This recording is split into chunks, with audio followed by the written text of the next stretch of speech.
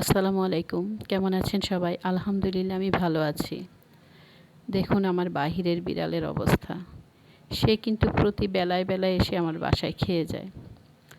সে সকালে খাবে, দুপুরে খাবে, রাতে খাবে। সুযোগ পেলে ঢুকে যাবে। আমি যদি না দেখি আমার বাসায় ঢুকে যাবে। ঢুকে গিয়ে মিচি কেঞ্জুর যে খাবারগুলো দেয়া থাকে সেগুলোও সে শেষ করে। এত কিছু করার পরও আজকে সকালে সে এসছে, আমি তাকে কিন্তু খাইয়েছি। পেট ভরে খাবার দিয়েছি তাকে। সে ইচ্ছামতো খাবার খেয়ে সে কী করেছে, আমি আরেক রুমে গিয়েছিলাম একটু কাজ করার জন্য। আর আমার জানালাটা আটকানোর কথা মনে ছিল না, জানালাটা খুলে গিয়েছি।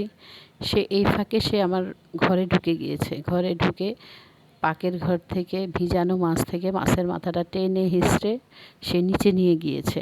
পাশের বিল্ডিংয়ের নিচে নিয়ে সে খাচ্ছে। এই হলো তার অবস্থা।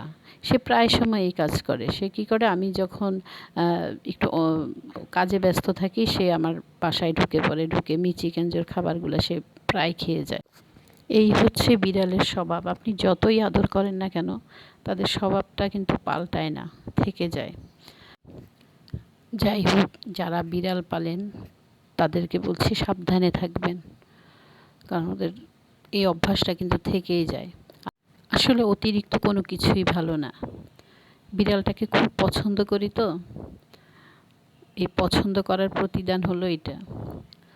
ভালো থাকবেন সবাই, সুস্থ থাকবেন। খোদা হাফেজ।